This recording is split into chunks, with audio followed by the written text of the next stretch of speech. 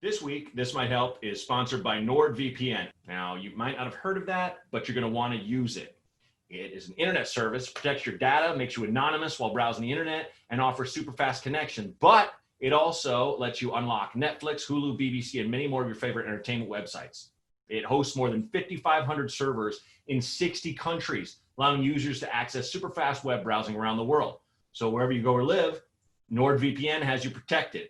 If you have any questions or concerns, they provide around-the-clock customer service and even give you a 30-day money-back guarantee to ensure satisfaction.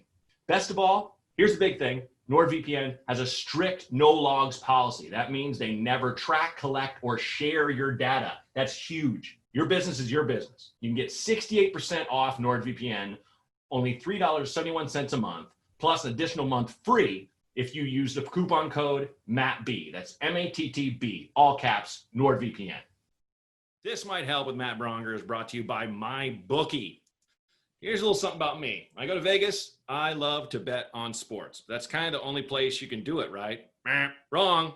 Winning season returns at MyBookie. Winning season means doubling your first deposit. Winning season means Survivor, Super Contests, and Squares. My favorite, Squares. At MyBookie, winning season means hitting all your parlays and props your feet up, watching your team trounce their rivals. Rejoice. Hallelujah. It's time to celebrate the NFL season. Invest in your tuition. Use promo code HELP, H-E-L-P, and double your first deposit. New players get up to $1,000 in free play, designed to add more excitement to sports you love and the games you bet.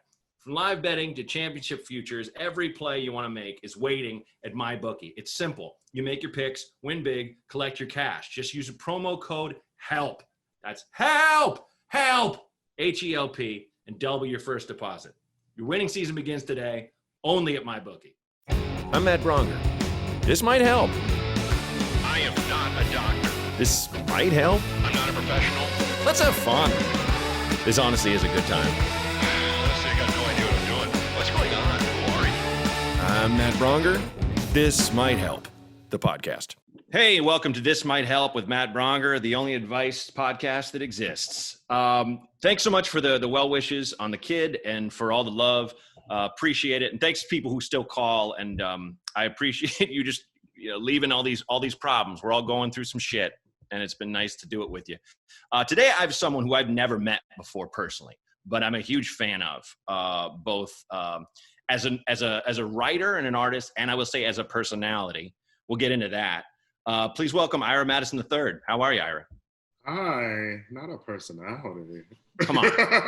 Yes, you are. You're iconic. You've that word has always stressed me out. Really? Because I always think of it as like Ryan Seacrest on American Idol. No, but see, I don't see you as a blank. He's like the new Dick Clark, and who cares? That's just the person who stands there and just introduces. And I feel no shade to Ryan or whatever, but like I just don't. I feel like he just wanted to be that kind of vanilla milquetoast guy who just introduces these hot acts. I feel like you are, so to speak, a hot act. You are. You're a very unique person. I've been watching you for a while, like and just enjoying not only your pop culture critique and your commentary, but also you're a writer. You write for television, and kind of Mr. Do It All. It's amazing. From time to time. Not currently in this week, but yes. Of course. It's hard times for all of us. I feel. How are you? You mentioned that you kind of blanch at the thing of being a how do we put it, a personality, I believe. Yes. But let's talk about that a little bit. What are your impressions in terms of the good and the bad? In terms of, let's say, in terms of what you've made. I feel like you are a brand. No, yeah, I was mostly being joking about that word. It's just the word in particular. But no, I feel good. I'm great. Okay. Yeah. Good. Oh my God. That's all right. I know this is a little. I've just been gregarious in compliments and all that stuff, and I know that's tough to roll with and all. But how are you?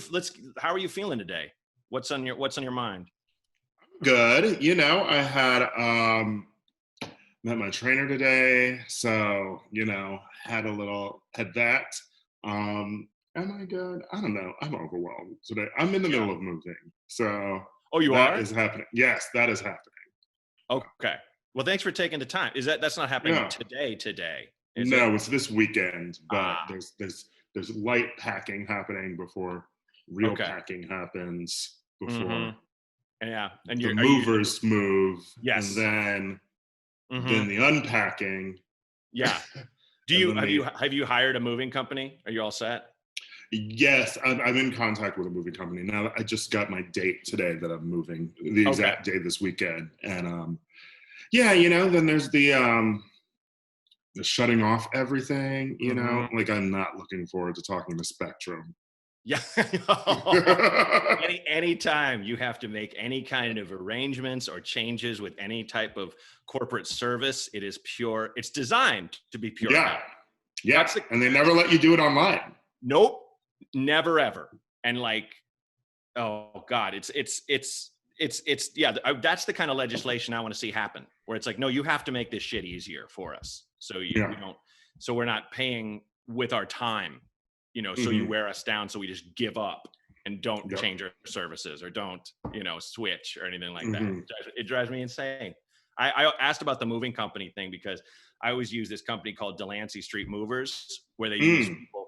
It's basically in essence a halfway house for ex-cons, and we've used them a few times. And when my wife and I moved into the house we're in now, the dude who ran it was like a devastatingly attractive man, and like neck tattoo and everything, but like just the most polite, nicest dude you'd ever meet. But it was really funny when he would go to talk to his guys, and my wife would just be like, "Ugh, can you just leave for a little while? Can I just?" But like, I always, jokes aside, like they're amazing. They not only move the furniture in and out, but they run back to the truck. Where I was just like, you guys, we're doing cool for time. You don't have to like hustle like this. Yeah. But yeah, moving is always. Are you staying in the same town? Yes. I'm staying in LA. Okay. But I did a little research. You went to Tisch, so you were. I did years ago. Yes. Yeah. Right. But almost a decade at this point. Oh my goodness. Well, you're still early 30s. You're good. Yeah. You're still a sweet young dude. Now, are you from New York? No, I'm from Milwaukee. Oh, really? Yeah. Oh, fantastic. I was born in Chicago. How long were you in Milwaukee? I won't do too much background, but.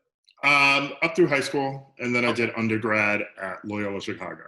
Okay. Yeah. Oh, right on. That's cool. My mom went to Loyola in Rome. Way back. But now, were you ever like? I feel like you're a performer. Yes. Yeah, I perform.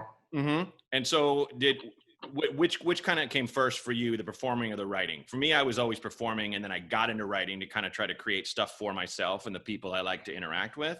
What was your? It was writing. Okay. It was writing. Yeah, I was not entirely comfortable with like myself or like my body or being in it. Probably like high school era. So I was not really cast in anything. And then I discovered, I had thought I wanted to write like books, novels. And then I discovered playwriting and theater. And so I went into that first. And then it was later, like I was cast in a couple of things. And then it was really just sort of like out here rediscovered like liking performing some stuff. Mostly because, I do it sort of every week for the show. Right. And then when we do live shows, and then acting things came out of like personality things, like when you're talking heads on like documentaries or like TV shows, then that leads to like a guest appearing in something else, and sort of that's it. Mm-hmm. That's like I do some stuff sometimes where I talk to, I get I should say this to set us up a little. Like, you get I was gonna say I get asked advice, and that's kind of how I got into this, where I kind of feel I see myself as completely unqualified because only I know my road, and that's true for all of us. but I will say we can all draw from ourselves. Mostly, I draw more from bad experiences than good when I come from, come at people with common advice. But do you seem to have a certain degree of personal reserve, which I think is cool, where you seem like you know who you are, you enjoy who you are. You had the hangups that a lot of people have for sure, but do you get, I guess, long question, do you say you get a lot of asks for advice from people? From friends sometimes too, or acquaintances. So like sometimes people do, and sometimes I reach out and give them responses, but I'm also just sort of like, what am I going to tell you? You know? I'm the same. Yeah. So it's like my window's open and I'm noticing the TikToker. He's not TikToking. Okay. I'm currently in a one of those like big complexes in like Larchmont. And that's what I'm moving out of. And I know that like a gay TikTok couple just moved into the building, and I just recognized one of them. It's such a singular thing. Yeah. That is such the thing of the now. When I remember, it sounds like I'm old man reminiscing, but like Vine, when Vine came out, and you had people that were like the Viners that were like, you're 1600 Vine. Yeah, where they all used to live. Yes. And now they're in mansions in the hills. Of course. TikToks. Yeah. They've jumped to YouTube. I thought that was the wildest thing ever, where they said something like, give us 7 million a piece and we'll save Vine or something like that. And then people who own Vine were like, no. It's just like, I mean, what do I know? Maybe that was a good deal for the Vine owners, but it just sounded crazy to me. You know? Do you think it's the media landscape in terms of how we can get our creations out faster?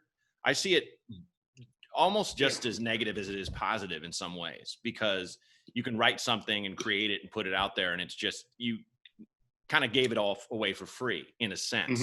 But then again, you have access to so many more people than you would have. True. Yeah, and I feel like traditional stuff like still just takes as long.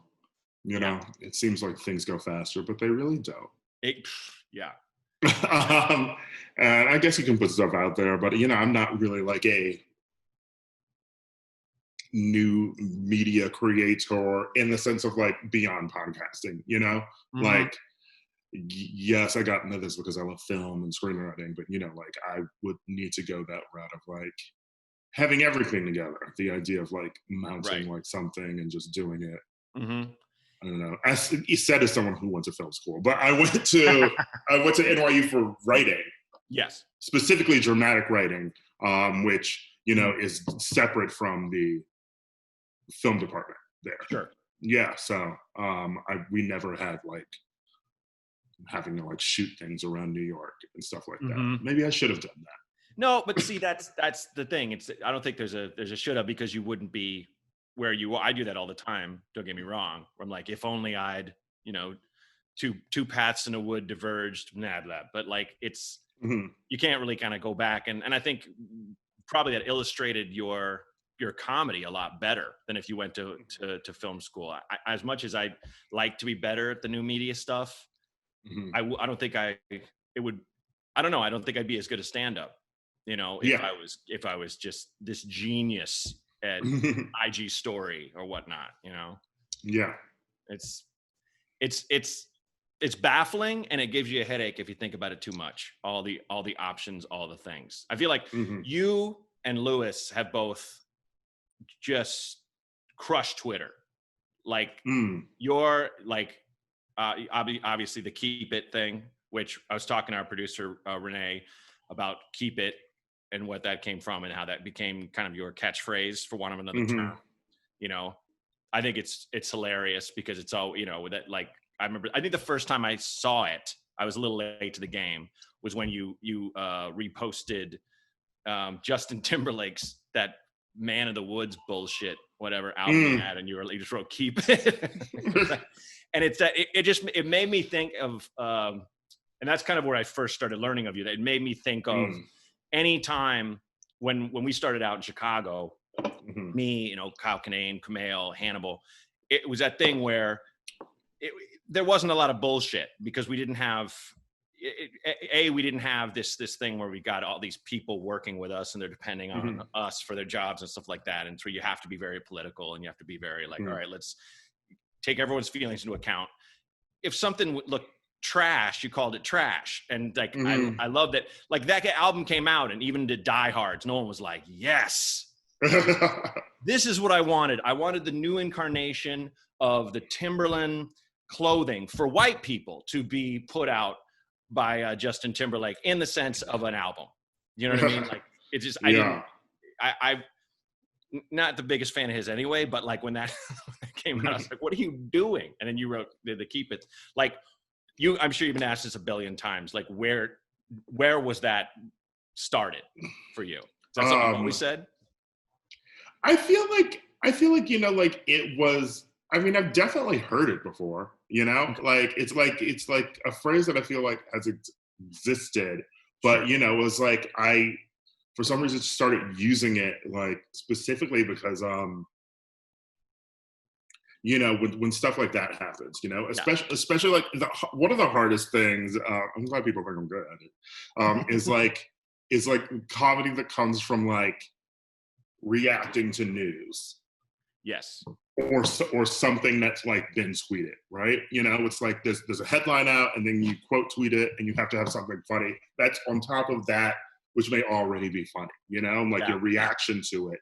And that just seemed like something easy to write instead of like some long drawn out joke, Yeah, but that's what I loved about it, the economy of it. Yeah. Like And oddly, it's like because of the show now, and it's been 3 years, it feels weird even. I don't think I've tweeted that. Of course. And like at least since the first year of the show launching, Yeah, I mean, like maybe I have since then, like some people might do Keep It and like at me, be like Ira would say, but it's like, it's funny because I'm like, I don't even say it anymore. Right. We have the segment at the end of the episode where we say keep it to something else. Yeah. And like that is like more of an involved thing, and that's fun, and that's the phrase of it lives on. Yeah. Obviously, but yeah, the thinking about even sort of like, maybe I'll try that someday. I'll try it this week. The act of like finding something, quote tweeting it, and just writing keep it seems. Yeah. Well, but it's like it belongs to the world now, and you're kind of, not that you are the keep it guy, but you're a whole lot of other things. So it's kind of the biggest cautionary tale I always think of in terms of comedy, from my perspective, is comics who started out and were like the party guys, and we're always like they'd have a drink on stage and all the jokes were about drinking, and it's like, where do you go from there? Besides, you're ruining. Yeah, yeah. It's like that's the worst. That's the worst. But there's stuff that you can just attach yourself to, and you become that guy. Like case in point, Dave Attell is one of the funniest comics ever. He's sober now because he was like, his show Insomniac. He was drinking in every single scene, and you can extrapolate that to catchphrases. If all you ever did was run on the scene and yell "keep it," it just feels like you would want to kill yourself. You'd be so tired of it. But because it is something anyone can say, I feel like that's what gave it its staying power. Because not only the only last thing I'll say about it, but it's economical, but it's also when you do ingest anything, be it entertainment, be it something someone's telling you, something your eyes are picking up, the sight of things, it's taking up some matter of real estate. And so just to be like, keep it. Like that's not for me. Sometimes you gotta, it is weird thinking about, the like shifting and becoming more political, thing now. It's weird. You gotta navigate it, Yeah, absolutely. Absolutely. Yeah. I think I had an almost keep it once that like I had to get rid of. It was a tweet. It didn't end up being like me just writing Given, but it was like something else. But then I realized I know who was making it. Oh, okay. And they were literally making the pilot that I sold. Oh, that's the times I've been in meetings or writers' rooms where I'm like, oh, you did that, and in my mind I'm like, I didn't enjoy that at all, and I had so many problems with it. And it's so hard, and it takes the comedy out of like you see something announced, right, and you're like, this looks dumb. But first, let me take a cursory look of IMDb and see who is producing it. Are they aligned with anyone I'm working with? I know that I like. Yeah. But then you get funny things like like doing ads for Quibi on Keep It, which is very funny because like we told people to delete Quibi when it first came out. Yeah, well, I mean, of course. I mean, I had Irene Tu on, very funny comedian, on one episode, and we got into often a thing about how Katzenberg lost his mind over how someone compared TikTok to Quibi, and he's like, we have stars, and I'm just like, don't you get? No one gives a shit about that in the short form, kind of thing. Yeah. So hopefully they're adapting, but I think end of the day, if they were smart enough to know your critique was dead center and dead on, and they still hired you, that's good on them. Yeah, we love it. It's good. Okay, well let's listen to some calls. Are you ready? Sure. Okay, roll the first call, Renee. Hi, Matt. My name's Spencer. I'm 27, and for the first time in my life, I am considering moving in with a romantic partner. I've had a string of relationships, and none of them have ever really worked out that well. So I met a girl 6 months ago. Things have been fantastic. We quarantined with each other for a couple months. And I'm thinking that that's the next step for my life to take. I'm already going through the process of trying to find a job down there. There aren't too many openings in the shovel fighting field these days. But any advice you might have for someone first moving in with a romantic partner would be absolutely fantastic. Thanks a lot. All right. And I didn't tell you this before. I don't know if I told you when I invited you on the show. I don't hear these beforehand. So we just heard that together for the first time. Only person that listens to them is Renee. And then he plays them. So you want to take first crack? I mean, I was mostly distracted by the use of the phrase romantic partner. A lot. Please. I always just find that phrase very funny because, like, like he's talking, he's like rooming out with my romantic partner, and then I'm just sort of like, well, I'm like, okay, is he moving in with a guy? Is he moving in with a girl? Right. And then, like you said, oh, he met this girl. I'm like, okay, great. And then romantic partner again, and I'm like, and we're back. If you're moving in with them, move beyond that. Yes, for sure. We need a label. Mm-hmm. Yeah. Be comfortable with a label.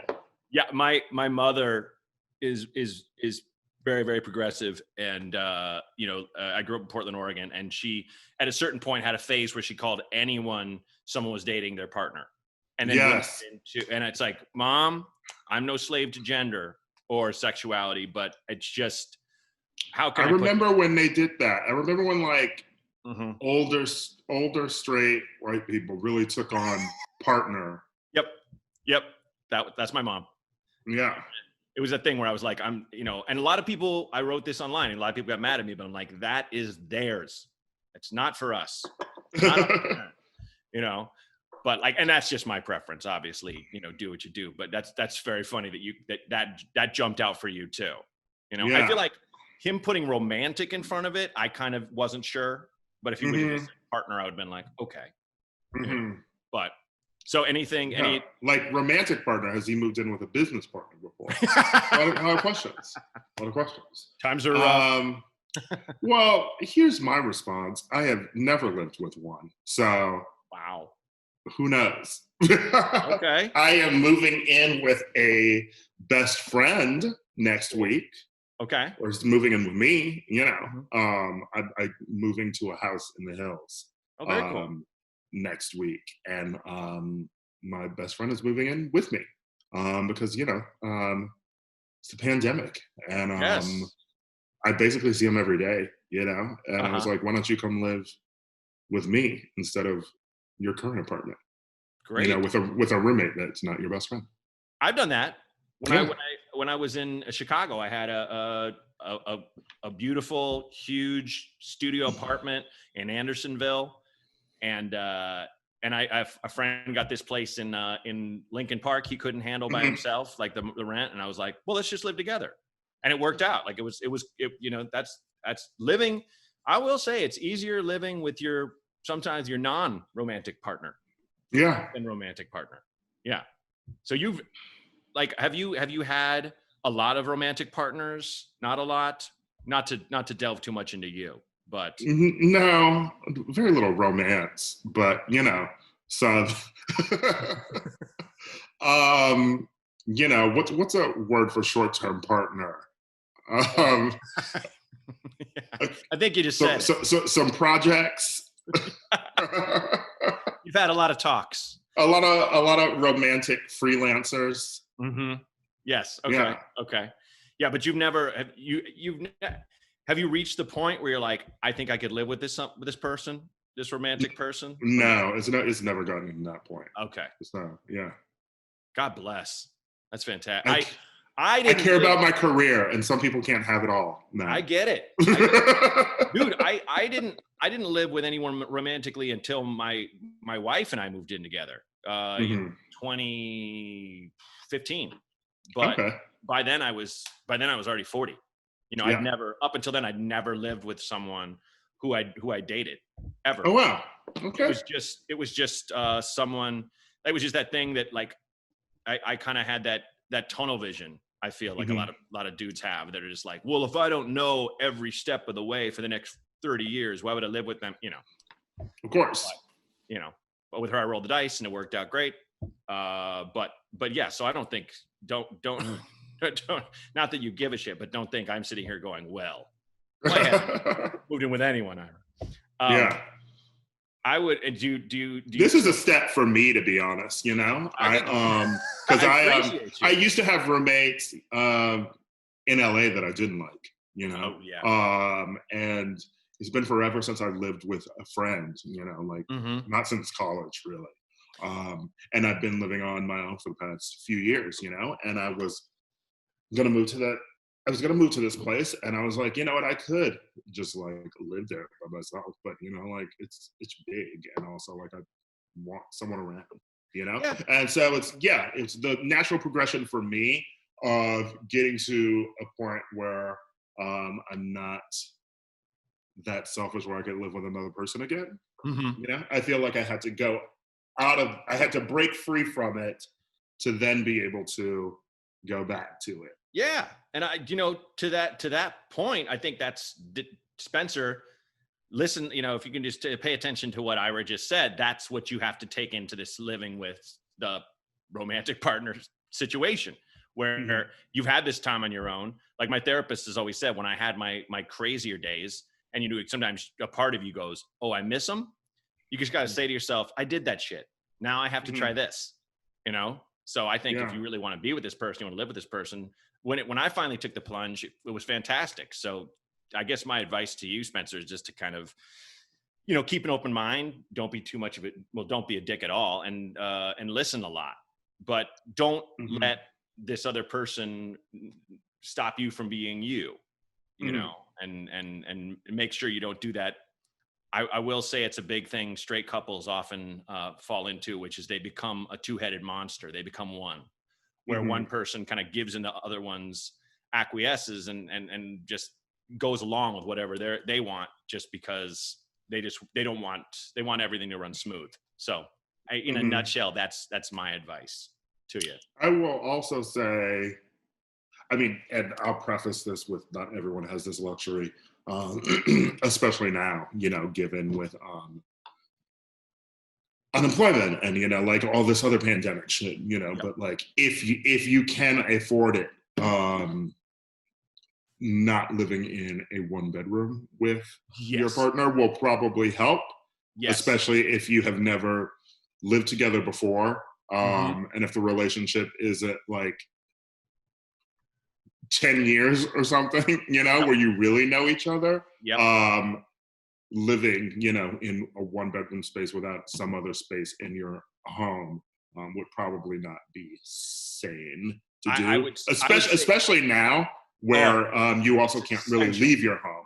It's essential for so many reasons. Going by my history, I will say that, like, at one point, friends came over and we were watching Coachella on YouTube, doing the Couchella thing where you just flip from stage to stage. And my friend brought mushrooms and I ate too many. And then everyone left.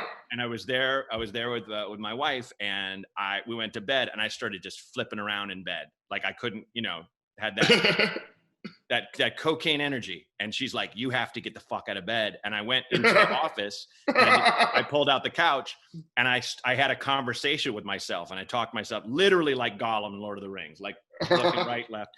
And so thank God I had that room,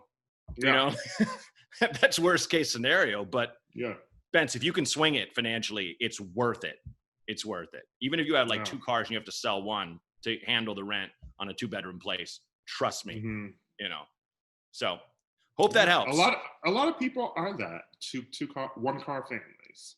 It works. I don't know. Yeah. I literally just got a car. Oh, congrats! For my first time in LA. Wow. After 9 years, got a car. Oh my goodness! What did you just take Ubers everywhere? I took Uber everywhere, and I used to take, like, when I first moved here. I mean, that was taking like the bus. Sure. Yeah. Yeah. Well, congrats, man. That's very cool. Yes. Do not miss those days of taking the bus from my apartment in West Hollywood to Burbank at the coffee shop that I worked at. Oh, buddy. Yeah. Oh, goodness. Well, mazel. This week, This Might Help is sponsored by NordVPN. Now, you might not have heard of that, but you're going to want to use it. It is an internet service, protects your data, makes you anonymous while browsing the internet, and offers super fast connection. But it also lets you unlock Netflix, Hulu, BBC, and many more of your favorite entertainment websites. It hosts more than 5,500 servers in 60 countries, allowing users to access super fast web browsing around the world. So wherever you go or live, NordVPN has you protected. If you have any questions or concerns, they provide around-the-clock customer service and even give you a 30-day money-back guarantee to ensure satisfaction.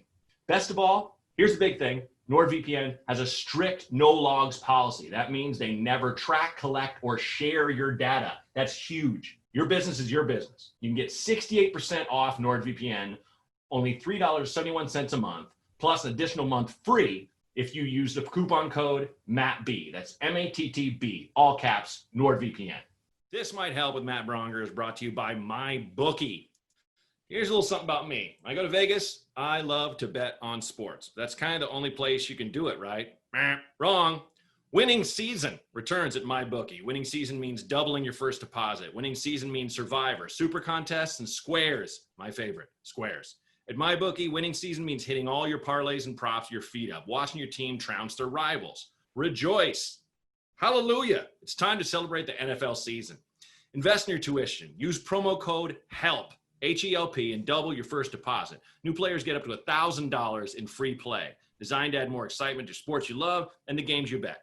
From live betting to championship futures, every play you want to make is waiting at MyBookie. It's simple. You make your picks, win big, collect your cash. Just use a promo code HELP. That's HELP, H-E-L-P, and double your first deposit. Your winning season begins today, only at MyBookie. All right, well, let's hear the second call. Thanks for doing this, my friend. With open mics and live shows on hold for the foreseeable future, what do you think young, amateur comedians like myself should be doing to make sure that this time doesn't go to waste? Thanks for your time, and congrats again on being a cool, young, new dad. All the best, your friend, Ian. So young. Such a young dad. Yes. That's my running gag where I'm like, I used to get on stage and be like, I'm not a dad, and get a laugh because of this salt and pepper band. Like, I just became a dad like 10 days ago. So, yeah. Congrats. Thank you, Ira. I appreciate it. She's my whole You're world. still doing this. Still doing this. You got a kid. I'm in the middle of moving, and here we are. Look at us. We're hustlers. But this is a big question that I've heard here and there, not so much on the show, but I think it's a combination, from my perspective, of staying busy enough to stay sane, but staying lazy enough to stay sane at the same time. So yes. you have to give yourself enough space and not expect yourself to be generating all this stuff, because my comedy brain has been off and on crippled for the past 6-7 months. It's devastating, everything that's going on. And we have a pandemic. We have a societal social change movement happening that's getting in equal parts indiscriminately violent pushback, in my opinion, from the wrong people. And also we have a president that literally thrives on our anxiety, because all he cares about is attention. So take that, put it aside, and kind of focus on yourself, and don't think you have to put out like a new YouTube video every day. Try to do some Zoom shows. They suck. Do them anyway. Don't do them all. They really do. They're horrible. But I feel like a bad pandemic person, but also it's just like once the month in hit, like the part of the reason I'm moving with my best friend is like he was here all the time anyway, like I feel like everyone has slid into like the around 5 people that they see all the time now, and thankfully I have those people, and we get together like every Friday or Saturday, and like watch something or like hang out. But now that in my mind, the concept of anyone inviting me to do a Zoom anything is disgusting to me. Yes. Watch this Zoom stand-up show. I would rather not. Oh, yeah. I'm very picky. I've found some pretty cool ones that also I can, make a couple bucks doing them. So why not? But you just have to, right from the get-go, expect the worst. Yeah. I did make the mistake. I feel like the beginning of the pandemic, we were all first year comedians yet again, because we're all just, at least from my perspective, a lot of us were just saying yes to any show, and then you do it. Yes. Like, what have I got myself into? What is this? And we've learned from that, but yeah, it is. Chief first and foremost is you have to take care of yourself, and I mean mentally more than anything, and emotionally. It's just because it's just so much stress. So if you can create and make stuff at the same time, that's great. But if you also don't feel the need to, right? Because let me tell you, yeah, it is a pandemic. Yep, we're all going through shit, and also some people are just equipped for this. You think of someone amazing like Z-Way. Yeah, like I loved Baited before, but it was very much her working with other comedians, and it was a little bit more like scripted. They knew what they were doing, and it was funny, but having to do it on Instagram Live, I think, blew it up and made it really funny for now. On the flip side, there's plenty of comedians who do a lot of really funny work, or creators who do a lot of really funny work that just really doesn't work right now. Right. It's not adaptable to the way that we're all doing things while we're all locked in our house. And just, you have to be okay with that, and just realize that you're not going to be the number one person people are talking about right now. Right. Like if people enjoy your work, they'll keep listening to it, but like don't expect to have like a breakthrough moment, No. Because that's insane to think you are. I have plenty of friends who are not funny at the moment, and they still do their videos or things, and I'm like, I'm just gonna mute this for the time being. Yeah, and I find, and we all know those people, Sure. They're like they're trying to do the same comedy, and it's like, this isn't funny today. No, and I will say, a lot of the comics who went out and just started hitting clubs again, like from jump, where it's like, oh, it's fine, it's distanced, I'm still going to do a meet and greet, which already is insane. But it was that thing where, like, okay, for me, it's almost like if you were a boxer, but you have to fight with only one hand, because there's a level of anxiety that's in that room, regardless of how you want it to be or not want it to be, where it's not going to be fun for you or them as much. Yeah. So you like anything, you have to adapt. I find when I'm doing these Zoom shows, I don't really worry as much about being funny as being interesting, as being something to look at on a screen where, I feel like I often veer into like Joel Osteen or Kirk Franklin territory, where I'm just like, we're going to be all right. Yes, very much that, or, wishing you were in Europe. I don't know. Like, Right. I'm sure comedians there are okay. Sure. You do an outside show. Some of them seem to be fine. New Zealand, probably doing inside shows. Yeah. Hugging, kissing, all the things we used to do, I'm sure they'll lift that up. So yeah, I mean, I love that piece of advice where it's like, don't expect yourself to put it this way. No one's looking for the next big Zoom show ever. It just doesn't. it's the medium we have to use, but no one's checking for it once this is all over. Absolutely. Yeah. So, all right, we got one left. This has been so fantastic. I really appreciate you joining me and to play. So let's roll the last call, Renee. Hi, my name's Amanda. I'm just having an issue right now. My biological father is possibly on his deathbed. Again, he's done this a few times, but this time looks like it's the real one. And I never really made peace with him. And I just don't know what to do because it's COVID, I can't even visit him in the hospital. And I just kind of really need somebody to tell me that I'm not a horrible person. And I think just saying it out loud even now helps. So thank you. You're funny. Thank you. Bye. Man, I get calls sometimes where people don't give enough information, and this is one. I don't know why she has a rift with her father. I just know he seems to be dying. She can't visit him because of COVID. It's happened twice before? Yes. And like, it almost seemed like he was maybe faking before. I don't know, but. Or has a dangerous line of work. Possibly. Yeah.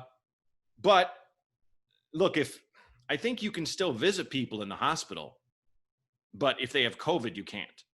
Yes.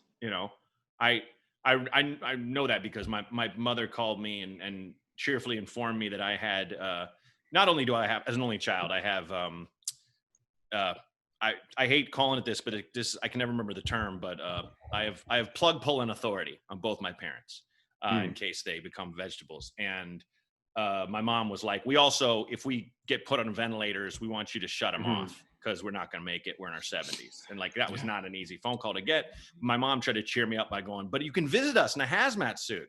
Yeah, DNRs. Thanks, Jane. But I think it sounds like this guy has COVID. It sounds like something went bad between them. I suppose my advice, just in a nutshell, would be to either try to make a phone call or write a letter. What's your input, Ira? What do you think with a lack of information? I have not seen my father in over 15 years. And if he were in the hospital dying of COVID, I would pour myself a drink and watch a movie. So you're not a bad person, girl. Okay. Here's the thing, there are some people, I'm sure, who are like, you need to make peace, amends with some people. But, I also just think that, like, some people don't deserve it. And also some people, just aren't in your life anymore for whatever reason. They come into it for a reason and they come out of it. And I don't know. I feel like that's what therapy is for. I can talk through that with my therapist, but I also feel like would be nothing served by me emotionally, like dealing with a person who hasn't been a part of my life for over 15 years, you know? So absolutely, there's no reason for you to be the angel. And Yeah. you know, to be clear, like I wasn't saying she should just put it all aside because it is her. Oh, of job. course. I don't believe in that. I'm definitely Team Ira on that on that, because I think going back is a thing that people get of like, it's not the same analogy, but like a cheating analogy, you know? It's like, if you're a person who did that once, and like maybe it's never going to happen again because of whatever the circumstances were, it's more about your guilt, you know, telling your partner, right? This feels more about not even their relationship. It feels more about her personal guilt, you know, of going for this. And I feel like that won't be solved by talking to the father, you know? That personal guilt will be solved through dealing with your own emotions on your own, and that is either through therapy or something else. But the simple act of going and talking to this person and doing that is 9 times out of 10 probably not going to work, and the 1 time out of 10 it will work is probably on a television show. Exactly, or a movie. You know, they convince us that everyone needs these like closure moments, like that, but we really don't. No, the whole idea of like nothing's more important than family. Well, you know, what about your mental health? What about your emotional health? What about you know, because there are people who would do that, would constantly reach out when they're trying to heal something inside themselves, that they should just go off and help themselves heal. Where this person isn't going to help. This person's going to be the same selfish person and keep trying to have power over you just because this is your parent. You know, and so if it's that, then yeah, just focus on the good times in your life and move on. Yeah, if that, I mean, if that's what you're saying, if that's what she's saying, then you know, like, and you're feeling you're not a bad person. That bottom line, that was your question. You're not a bad person. For that, you know, I don't know you. She could very well be a bad person. the call comes off and she's like, I killed someone drunk driving.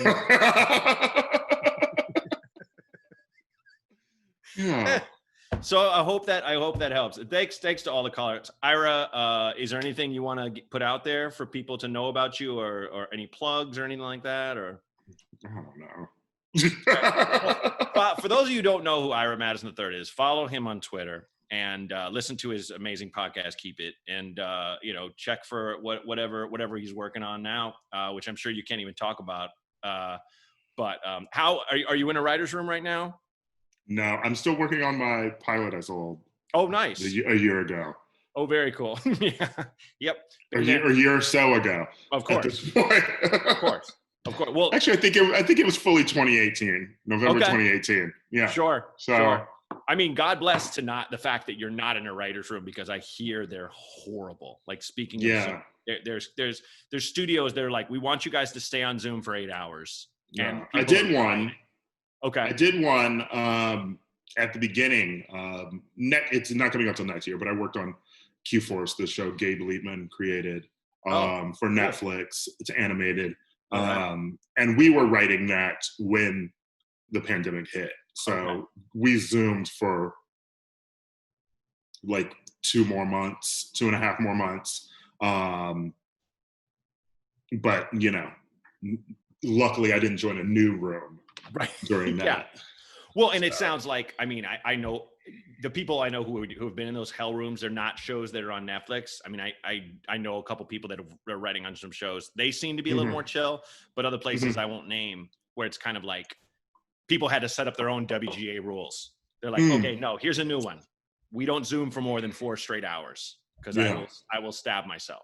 This is not. Yeah. Luckily we're sane, you know, right. We're already, you know, like we're on episode 7 and that was mine. And so like I started the pandemic going on script anyway. So it was a good room setup. That's great. That's great. Well, hey man, thanks so much. I really appreciate it. Good luck on the move. Thank you.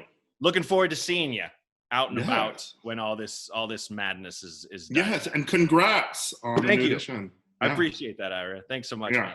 Take care of yourself. Yes. All right, buddy. Thanks for listening to This Might Help with Matt Braunger. If you need advice, don't hesitate. Call. 323-763-0228 and leave a message. It's anonymous, no BS.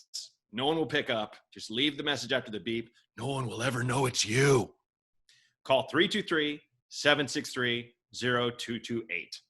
Thanks. This Might Help with Matt Braunger was created and hosted by me, Matt Braunger. Produced by Outer Circle Media. Executive producers Matt Kleinschmidt and Robert Kelly for the Laugh Button Podcasts.